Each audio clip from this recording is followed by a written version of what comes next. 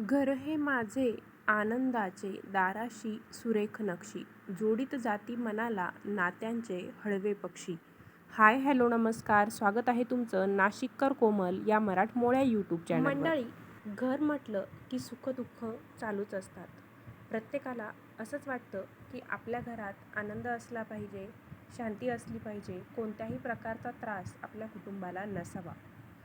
पण सध्याच्या काळात जर आपण बघितलं तर सध्या अशी फार कमी घरं आहेत, फार कमी कुटुंब आहेत की जिथं कोणत्याही प्रकारचा संघर्ष नाही. जर तुमच्याही घरात दररोज कोणत्या ना कोणत्या कारणावरून त्रास होत असतील, भांडणं होत असतील, घरात अशांततेचं वातावरण राहत असेल किंवा मग घरातील लोक अजिबातही आनंदी नसतील, तर आजचा व्हिडिओ खास तुमच्यासाठी आहे. आजच्या व्हिडिओमध्ये मी तुम्हाला ज्योतिषशास्त्रानुसार अशा काही टिप्स आणि उपाय सांगत आहे की ज्यांच्या मदतीने तुम्ही तुमच्या घरामध्ये आनंद नक्कीच आणू शकता. फक्त त्यासाठी तुम्हाला मी सांगितलेले उपाय करायचे आहेत. तर उपाय कोणते आहेत जाणून घेण्यासाठी संपूर्ण व्हिडिओ नक्की बघा. चला तर मग आजच्या व्हिडिओला सुरुवात करूया.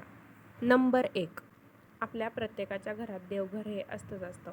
दररोज सकाळी आंघोळ केल्यानंतर तुम्ही देवघरात जाऊन बसाच असं कुठेही लिहिलेलं नाही. फक्त तुमच्या मनामध्ये देवाबद्दल असलेली श्रद्धा खूप महत्त्वाची आहे.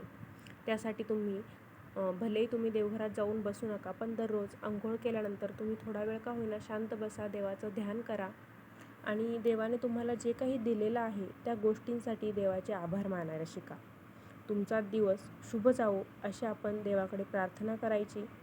हे दररोज तुम्ही नियमितपणे करून बघा. मग पहा, जेव्हा तुम्ही प्रत्येक गोष्टीसाठी कृतज्ञता बाळगू शकाल तेव्हा तुम्हाला सर्वत्र सकारात्मकता दिसेल. घरात देखील पॉझिटिव्ह वाईब्स तुम्हाला दिसतील आणि छोट्या छोट्या गोष्टींमध्ये जर आपण आनंद शोधला तर त्याच्यामुळे देखील आपल्या घरातील वातावरण आनंदी राहायला मदत होते. आपल्या दैनंदिन दिनचर्येला सुरुवात करण्यापूर्वी म्हणजे सकाळी आपण जेव्हा झोपेतून उठतो तर झोपेतून उठल्यानंतर तिथेच तुम्ही अंथरुणावरती बसायचं आणि जेव्हा आपण दररोजची कामं करायला सुरुवात करतो तर त्याच्या अगोदरच आपल्या शास्त्रामध्ये एक मंत्र सांगितलेला आहे. तर तो मंत्र असा आहे, कराग्रे वसते लक्ष्मी करमध्ये सरस्वती गोविंदा प्रभाते कर दर्शनम. दररोज सकाळी अंथरुणात उठून बसल्यानंतर सर्वप्रथम या मंत्राचा जप करायचा आहे. म्हणजेच सकाळी उठल्यानंतर आपल्याला लगेचच या मंत्राचा जप करायचा आहे आणि मंत्र जप केल्यानंतर दिवसभराची जी काही तुम्हाला चिंता लागलेली असते त्या चिंतेपासून आपण मुक्त व्हायचं आहे. या मंत्राचा तुम्ही जेव्हा जप करत असाल तेव्हा जप करताना फक्त तुमच्या तळहातांकडे बघायचं आहे. दोन्ही तळहात जोडायचे आहे आणि त्यांच्याकडेच बघायचं आहे, इतर कुठेही तुम्ही बघायचं नाही. सकाळी उठताच एकदा या मंत्राचा जप करणे म्हणजेच स्वतःसाठी आनंदाची प्रार्थना करण्यासारखे आहे. आपल्या शास्त्रामध्ये देखील कोणत्याही दैनंदिन दिनचर्येला सुरुवात करण्यापूर्वी या मंत्राचा जप करण्याचं सांगितलेलं आहे. घरात जर आनंद पाहिजे असेल तर आपण घर कसं ठेवतो त्याला देखील महत्त्व आहे. आपल्या घरातील वातावरण नेहमी सुगंधी असावं. त्यासाठी काय करायचं तर सारखे आपण हातात सेंट घेऊन फिरायचे नाही. तर घरामध्ये तुम्ही सकाळी देवपूजा करता तेव्हा एक छानशी सुगंधी अगरबत्ती लावा किंवा धूप लावा किंवा बाजारात भरपूर रूम फ्रेशनर्सचे लिक्विड मिळतात किंवा काही रूम फिलर्स मिळतात की ज्यांच्यामुळे आपलं घरातील वातावरण सुगंधी राहतं. एकदा सकाळी तुम्ही जेव्हा घराची साफसफाई करता, देवपूजा करता तेव्हा तुम्ही सुगंधी अगरबत्ती, धूप किंवा काही रूम फ्रेशनर्स घरामध्ये मारा. त्यामुळे घरातील हवा सुगंधित राहते.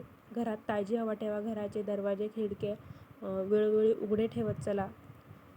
जेव्हा ही सुगंधी हवा आपल्या शरीरात जाते तेव्हा आपल्या मेंदूत आनंदाचे हार्मोन्स तयार होतात आणि जेव्हा तुम्ही घरात परत येता बाहेर काम करून तेव्हा देखील तुम्हाला घरातील सुगंधी वातावरण पाहून ताजंतवानं आणि आनंदी वाटायला मदत होते. आपलं देवघर स्वच्छ नीटनेटकं ठेवायचं आहे. देवघरात नियमित दिवा लावायचा आहे. भले तुम्ही देवघरात अखंड दिवा नसेल लावत तर सकाळ संध्याकाळ आपल्याला आपल्या देवघरामध्ये दिवा लावायचा आहे. यालाच काय म्हणतात तर आपलं देवघर जागृत ठेवणं म्हणतात.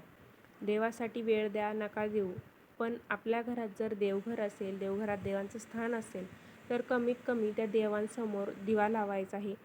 दिवसातून एकदा नाही तर कमीत कमी सकाळी आणि संध्याकाळी तरी आपण आपल्या देवघरामध्ये दिवा लावायचा आहे, प्रार्थना करायची आहे. त्यामुळे देखील आपल्या घरातील वातावरण आनंदी राहायला मदत होते. आपलं घर स्वच्छ नीटनेटकं ठेवायचं आहे. घरात जर अस्वच्छता असेल तर अस्वच्छतेमुळे आपल्या घरात देवी लक्ष्मी तर टिकत नाहीच, पण त्यामुळे घरातील नकारात्मकता वाढते. घर रोज स्वच्छ ठेवायचं. घरातील ज्या अनावश्यक वस्तू आहेत, अडगळ आहे, अर्थात जुने कपडे, तुटलेली भांडी असतील, बंद घड्याळं किंवा इतर काही अडगळीच्या वस्तू असतील तर त्या घरामध्ये साठवून ठेवायच्या नाही. घराचं जे मुख्य प्रवेशद्वार असतं ते स्वच्छ ठेवायचं आहे. त्याचबरोबर सुशोभित देखील ठेवायचं आहे. प्रवेशद्वारावरती ओम, स्वस्तिक किंवा प्रवेशद्वाराला तोरण लावल्याने आपल्या घराकडे सकारात्मक ऊर्जा आकर्षित व्हायला मदत होते.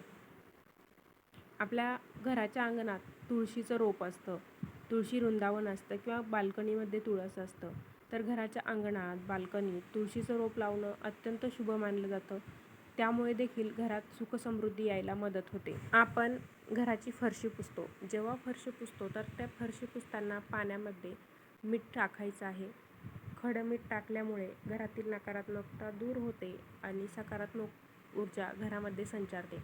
त्यामुळे फरशी पुसताना ती मिठाच्या पाण्याने पुसायची आहे.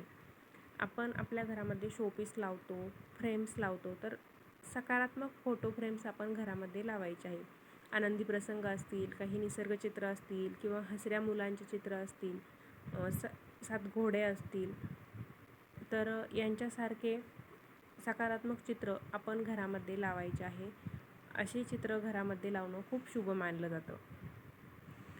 आपल्या घराला जर वास्तुदोष सांगितलेला असेल, त्यामुळे जर आपल्या घरात आनंद राहत नसेल तर घराच्या मुख्य दरवाजावर घोड्याची नाल लावणं किंवा घरात काचेच्या भांड्यात पाणी आणि खडे मीठ भरून ठेवणं, या उपायांमुळे तोडफडीशिवाय वास्तुदोष कमी होतात. या गोष्टी म्हणजे घोड्याची नाल असेल किंवा मग काचेच्या भांड्यात आपण खडं मीठ जर भरून ठेवलं, पाणी आणि खडे मीठ, तर त्यामुळे देखील नकारात्मक ऊर्जा शोषून घेतली जाते आणि वास्तुदोष दूर व्हायला मदत होते. आता जेड प्लॅन्ट तुम्ही ऐकलेलं असेल. घरात जेड वनस्पती लावणं हे देखील समृद्धीचं लक्षण मानलं जातं. त्यामुळे देखील सकारात्मकता वाढते. म्हणून तुम्ही घरात आनंद टिकवण्यासाठी, सकारात्मक ऊर्जा ठेवण्यासाठी आपल्या घरामध्ये तुम्ही जेड वनस्पती लावू शकता. घरात सकाळ संध्याकाळ दोन्ही टाईम देवाचं नामस्मरण झालंच पाहिजे. त्यामुळे देखील घरातील वातावरण प्रसन्न राहतं, आनंदी राहते. घरातील नकारात्मकता बाहेर पडते. घरात जर खरंच आनंद पाहिजे असेल, सकारात्मकता पाहिजे असतील, तर काही गोष्टी आपण टाळायच्या असतात. तर त्या गोष्टी कोणत्या आहेत ते मी तुम्हाला सांगते. घराचा जो ईशान्य कोपरा असतो, तर त्या ईशान्य कोपऱ्यामध्ये जड वस्तू किंवा कचरा चुकूनही ठेवायचे नाही, कारण घराचा ईशान्य कोपरा म्हणजे देवांचं स्थान आपण मानतो. दुसरी गोष्ट म्हणजे जेवताना रागवायचं नाही किंवा भांडण करत, कटकट करत, चिडचिड करत जेवायला बसायचं नाही. शांत वातावरणात शांत डोक्याने आपण जेवण करायला बसायचं आहे.